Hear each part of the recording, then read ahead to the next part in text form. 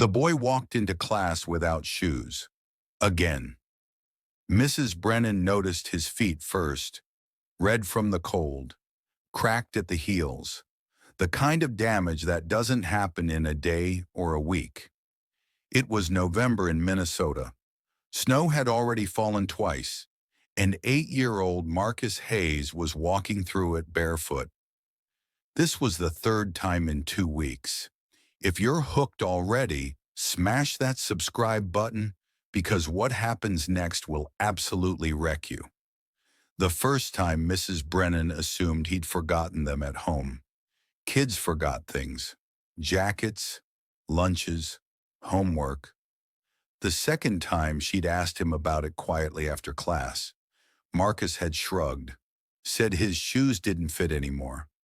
But there was something in his eyes that told her not to push, so she didn't. Not then. But the third time Mrs. Brennan couldn't ignore it anymore. She watched Marcus slide into his seat at the back of the classroom. He kept his feet tucked under his chair, where the other kids wouldn't see. His jeans were too short. His shirt had a stain on the collar. His backpack was held together with duct tape.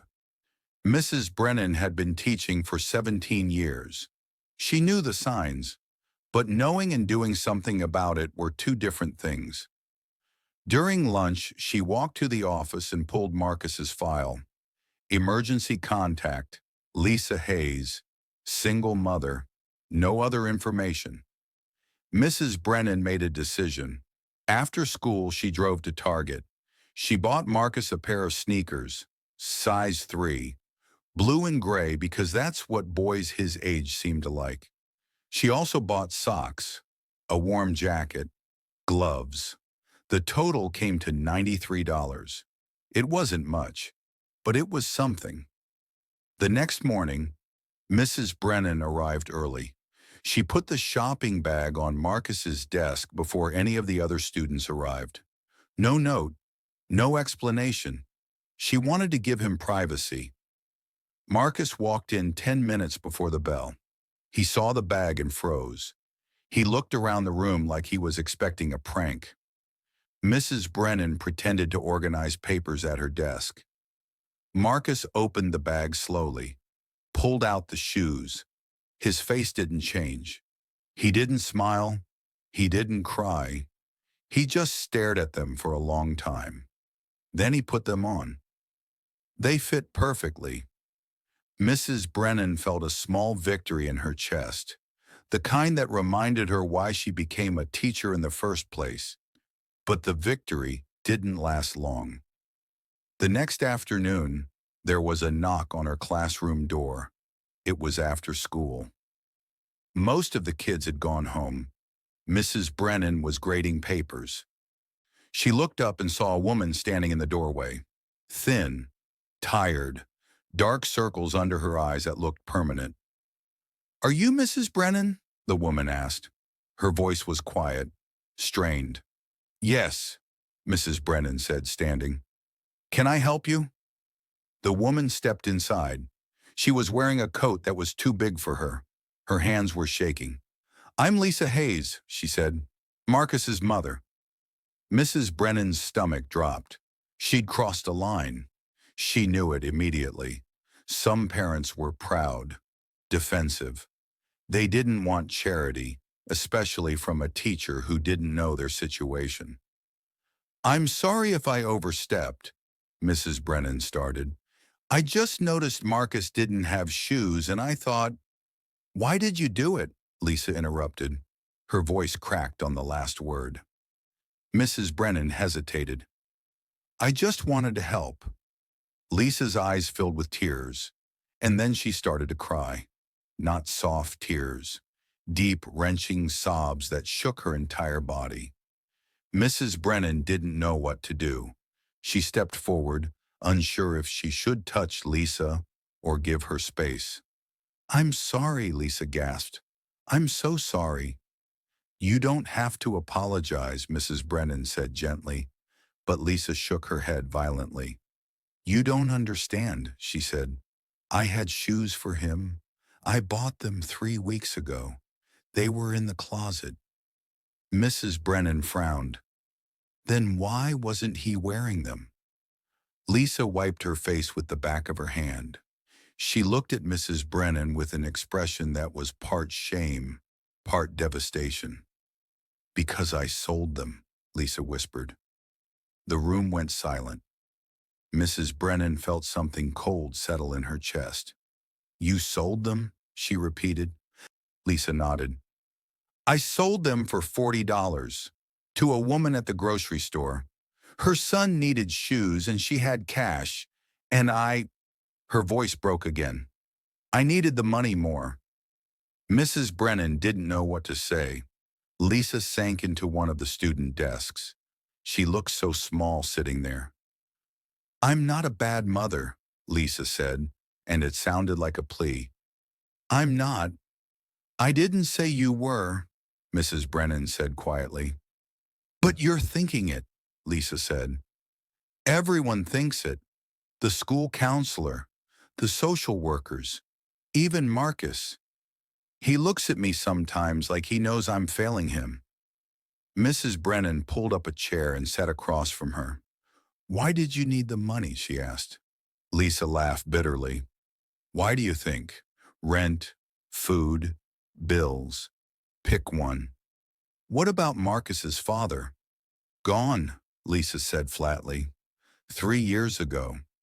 Hasn't sent a dime. Mrs. Brennan nodded slowly.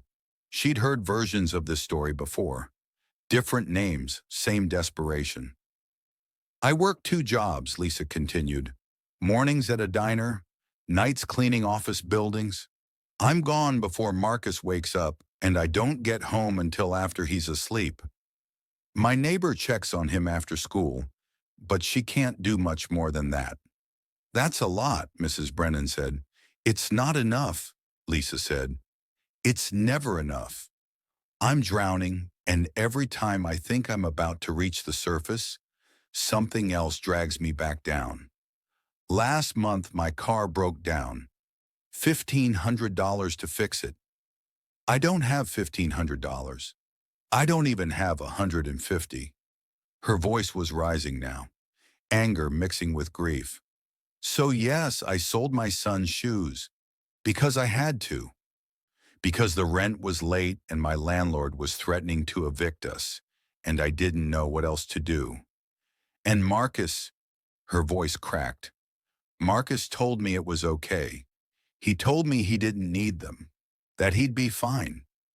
Mrs. Brennan felt tears prick her own eyes. He's 8 years old, Lisa continued, and he's already learned how to sacrifice for me.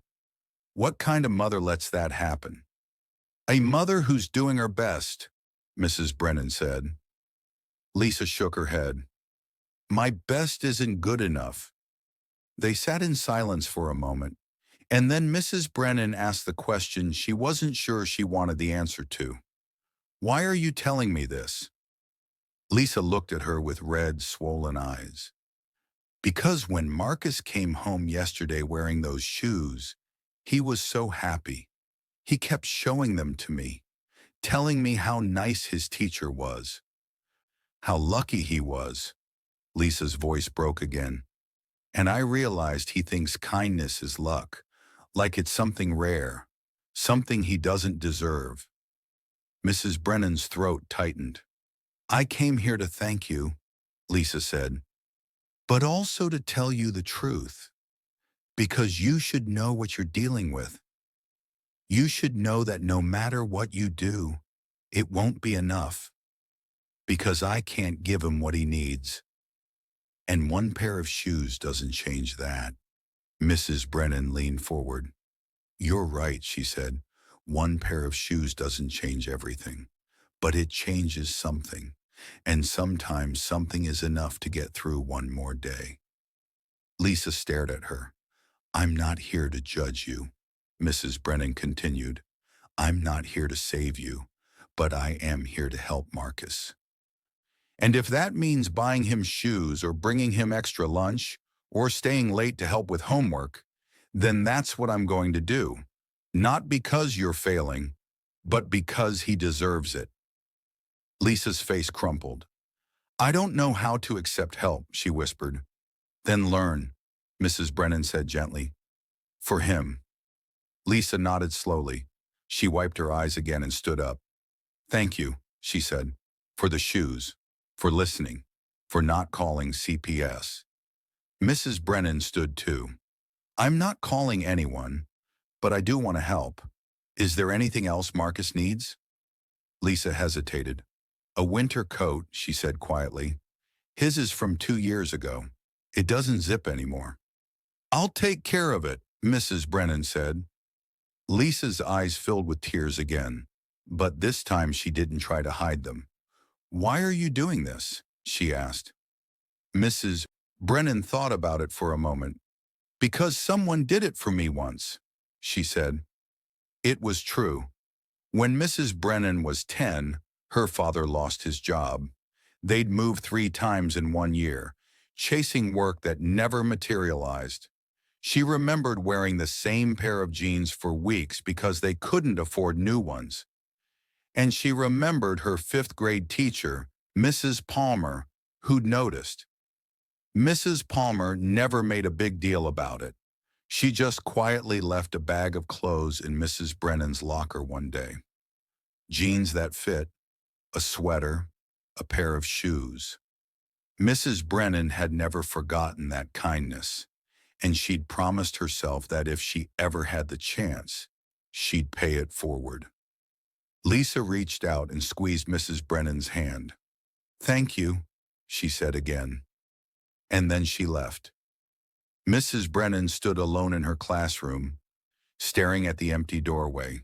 She felt heavy, sad, angry at a world that made mothers choose between rent and their children's shoes. But she also felt something else. Hope, because Lisa had come. She'd been vulnerable. She'd told the truth. And that meant she was still fighting. Over the next few weeks, Mrs. Brennan kept an eye on Marcus. She brought him lunch sometimes, extra sandwiches she claimed she'd packed by accident. She let him stay after school to do homework in the warm classroom instead of going home to an empty apartment. She bought him a coat, gloves, a hat. She never made a big deal about it, never drew attention, and Marcus never asked why. He just accepted it with the quiet gratitude of a child who'd learned not to expect too much. But slowly, things started to change. Marcus started raising his hand in class, participating, smiling. He made a friend, a boy named Tyler who sat next to him and shared his crayons. And one day Marcus stayed after class and handed Mrs. Brennan a drawing. It was a picture of the two of them, stick figures holding hands, the sun shining overhead. At the bottom, in crooked letters, he'd written, "Thank you for being nice." Mrs. Brennan put it on her desk where she could see it every day. 3 months later, Lisa came back. This time she looked different, not fixed, not perfect, but lighter. She'd found a better job, day shift at a warehouse, better pay, benefits. She'd been able to catch up on rent, buy groceries without counting every penny, and she'd bought Marcus new shoes, on her own this time.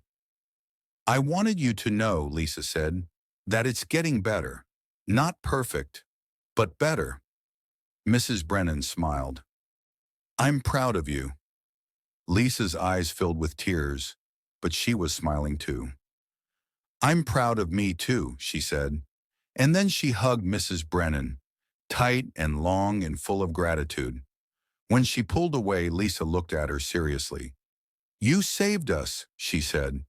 But Mrs. Brennan shook her head. No, she said. You saved yourself. I just gave you a little push. Lisa laughed. A little push and a lot of shoes. They both laughed then. The kind of laugh that releases tension and grief and hope all at once. Marcus thrived that year. He passed 3rd grade with good marks. He made more friends. He smiled more. And every time Mrs. Brennan saw him in the hallway, He was wearing shoes. Years later, Mrs. Brennan would think about that moment, about Lisa's tears, about Marcus's bare feet, about how easy it would have been to look away, to assume someone else would help, to convince herself it wasn't her responsibility. But she didn't look away, and neither did Lisa, because sometimes survival isn't about one big rescue. It's about 100 small acts of kindness that add up to something bigger. It's about recognizing that we all need help sometimes, and that asking for it doesn't make you weak, it makes you human. If this story touched your heart, please like this video and subscribe for more powerful true stories that remind us why kindness matters. Share this with someone who needs encouragement today. Comment below and tell us about a time someone showed you unexpected kindness. Your story might inspire someone else to pay it forward.